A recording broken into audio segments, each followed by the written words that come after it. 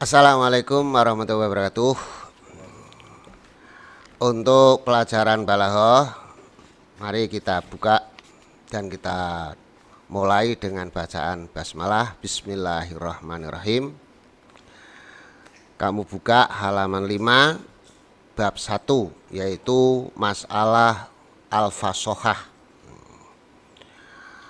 Fasohah atau al-fasohah menurut arti lugawi itu dalam bahasa ialah jelas atau artinya jelas dan terang. Fasohah dari kata fasih atau jelas, seperti orang itu bicaranya fasih atau bacanya fasih. Mungkin kalau kamu semua itu belajar tajwid, itu biar bacanya kan fasih, baik mahrojul huruf atau bacaan-bacaan hukum dalam nun mati atau tanwin. Nah itu nanti kan bisa fasih. Nah, di sini kita bahas masalah fasohah itu yaitu fasih ya. Contoh afsohus subhi, jelas waktu subuh. Maksud contoh di atas mudah dibaca, jelas didengar, dan susunannya benar. Jadi di dalam tata bahasa itu ada huruf-huruf memang mudah dibaca. Nanti ada huruf-huruf yang sukar dibaca, baik siapa saja memang sukar, seperti dot. Kalau kamu mendengarkan orang baca surat Fatihah, nanti terakhir baca dot itu sulit sekali, bahkan kalau tidak bisa sampai menertawakan. Nah ini kan didengar. Nah itu ada huruf memang sulit. Juga ada yang namanya kalimat, memang kalimatnya terdiri dari huruf-huruf yang sulit. Juga ada lagi memang kalimat satu dengan kalimat dua ditemukan menjadi sulit dibaca. Ini bukan fasohah namanya ya. Jadi kalau fasohah itu memang huruf-hurufnya mudah, nanti ada di bawah. Fasohah menurut istilah, tadi menurut lughawi, sekarang menurut istilah, yaitu menjadi sifat atau disebut atribut, sifat bagi kata, kemudian bagi kalimat, bagi mutakalim. Ini ada 3. Ini perlu kamu hafalkan ya. Kamu ingat-ingat. Jadi sifat bagi kata, bagi kalimat, bagi mutakalim.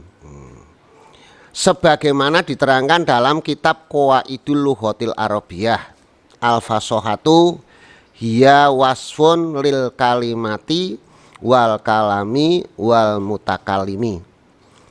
Artinya fasohah adalah sifat bagi al-kalimat, al-kalam, al-mutakalim. Ini ada sedikit perbedaan antara bahasa Indonesia dengan bahasa Arab. Makanya ini perlu kamu perhatikan catatan di bawah ini. Nomor 1, al-kalimat. Al-kalimat dalam bahasa Indonesia adalah kata. Dalam bahasa Indonesia itu kata. Nomor 2, al-kalam dalam bahasa Indonesia adalah kalimat. Nah ini kebalik. Jadi kalau disebut dalam pelajaran balaghah kata itu ya berarti kalimat. Kalau kata dianggap seperti bahasa Indonesia susunan apa namanya, bukan huruf, berarti kan salah. Padahal di sini kata itu ya huruf yang disusun, disebut al-kalimat. Bahasa Arabnya kalimat. Kalau bahasa Indonesia kalimat berarti kan bukan susunan huruf tapi susunan kalimat. Nah ini perlu kamu perhatikan. Jadi kalau ada kata-kata di sini al-kalimat, ini ya berarti bahasa Indonesianya kata. Kalau al-kalam berarti itu namanya kalimat. Ini yang sulit membedakan di sini. Ya bukan di dalam balaghah saja, mungkin dalam bahasa Arab menyebut ya kalimat itu kalam. Bukan kata seperti di Indonesia, bahasa Indonesia ya. Nomor 3, al-mutakalim dalam bahasa Indonesia adalah orang yang bicara. Orang yang bicara. Jadi mungkin sering dengar mutakalim wahdah, mutakalim al-ghair, itu orang yang bicara. Ya, jadi ada kata ya, ada kalimat, ada mutakalim. Kemudian yang nomor 1, fafasohatul kalimah. Sekarang diterangkan satu persatu ya. Tadi ada wasfun lil kalimat, wasfun lil kalam, wasfun lil mutakalim. Sekarang wasfun fasoha di dalam kalimat.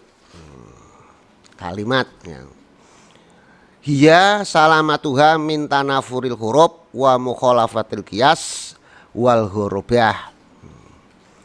Artinya al kalimat yang fasih, ini al kalimat yang fasih dalam bahasa Indonesianya kata yang jelas, satu kata yang jelas, tapi dalam balaghah satu kalimat. Ini awas jangan salah paham. Satu kata dalam Indonesia, satu kata adalah kata yang selamat. Yang selamat. Selamat itu berarti tidak berupa tanafurul huruf, selamat dari tanafurul huruf. Kedua, selamat dari mukhalafatul qiyas.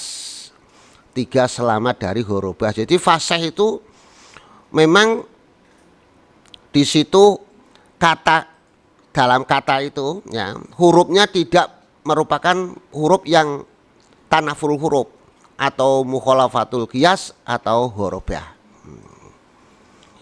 Kata dalam kurung kalimat menjadi tidak fasih. Nah, ini ada kata tidak fasih. Kata yang tidak fasih yaitu tanafurul huruf. Tanafurul itu kata yang terdiri dari susunan huruf-huruf yang sukar diucapkan. Jadi satu kata ya itu terdiri dari huruf-huruf. Huruf itu kebetulan disusun yang sukar-sukar, sukar dibaca. Ya banyak orang yang nggak bisa baca baca kata itu. Contoh huruf yang sukar diucapkan seperti ad-dosu. Huruf do di sini sulit diucapkan dan ia digandeng dengan huruf shin yang sukar diucapkan. Kesimpulannya dua huruf menjadi sulit dibaca. Nah, berarti kan antar huruf satu dengan huruf yang kedua dirangkaikan, disusun menjadi kalimat atau menjadi kata. Yaitu huruf-hurufnya yang sulit-sulit itu disebut namanya tanafurul huruf. Lah ya hal demikian itu dikatakan tidak fasih. Contoh yang lain seperti al-ha-kho. Ono hak kok. Susunan 4 huruf menjadikan sulit dibaca. Maka contoh itu dikatakan tidak fasih. Selanjutnya al-mustasyaru. Susunan 7 huruf. Dan ada huruf yang disukun menjadikan sulit dibaca atau ditetapkan. Maka hal itu dinyatakan tidak fasih. Kesimpulan, 3 contoh di atas adalah contoh yang tidak fasih disebabkan susunan hurufnya terdiri dari huruf-huruf yang sulit diucapkan. Nah, hal ini dinamakan tanafurul huruf. Makanya kalau kita perhatikan, kamu baca ya, kok di situ ada kata-kata yang sulit, itu huruf-huruf yang sulit dibaca, itu berarti namanya tidak fasih. Memang tidak fasih ya. Lah itu sulit itu dinamakan tanaful huruf. Lah yang fasih gimana ya? Kamu seperti baca Bisri itu kan fasih itu ya. Ya. Kan mudah dibaca, banyak orang bisa kan. Beda dengan umpama ini contoh, nanti ada contoh ya, satu kata mudah tapi nanti dua kata dijadikan satu menjadi kesulitan. Nanti ada contoh seperti lor itu mudah dikatakan, rel sepur itu mudah, tapi dijadikan satu rorel makangelan lah itu sulit. Ya, ini contoh nanti ada. Nomor 2, mukhalafatul qiyas, ialah kata yang tidak sesuai dengan kaidah ilmu nahwu dan shorob, atau keluar dari kaidah ilmu nahwu dan shorob. Wis gampangnya ngawur, lagi tidak sesuai dengan kaidah, itu juga dikatakan tidak fasih. Contohnya seperti maudadatun, bukoton. Lah bukoton adalah isim jamak mu'anats salim. Bukoton itu kan isim jamak mu'anats salim, ini dilihat dari belakangnya ada alif dan ta. Adapun yang benar atau menurut kaidah nahwu yaitu abwakun, yaitu jamak taksir. Sedangkan mufradnya adalah bukun. Jadi bukun tidak bisa dijamak mu'anats salim kan. Sudah ada jamaknya sendiri yaitu namanya jamak taksir. Sedangkan di sini kok ditulis atau dibaca bukotun, berarti itu namanya tidak fasih. Tidak fasihnya karena apa? Karena di situ tidak sesuai dengan kaidah nahwu. Contoh yang lain maudadatun, tidak mengikuti kaidah surob. Adapun yang benar adalah atau yang fasih adalah mawaddatun. Nah, di Al-Qur'an kan tidak maudadatun tapi mawaddatun. Al-Qur'an itu kan fasih. Mengikuti kaidah nahwu. Kesimpulan, bukoton maudadatun dikatakan tidak fasih karena tidak mengikuti kaidah ilmu nahwu shorob ya. Kurang satu. Ini ghorobah yang ketiga.